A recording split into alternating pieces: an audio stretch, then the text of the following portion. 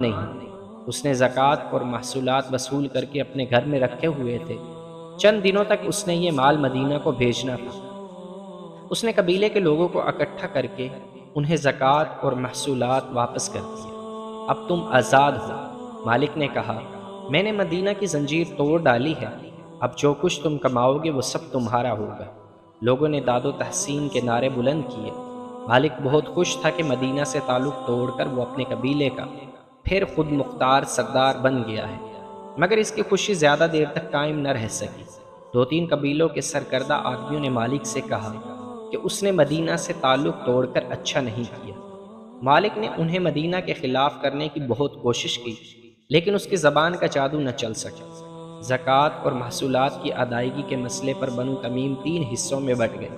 ایک وہ تھے جو زکوٰۃ وغیرہ کی ادائیگی کرنا چاہتے تھے، دوسرے وہ جو مدینے والوں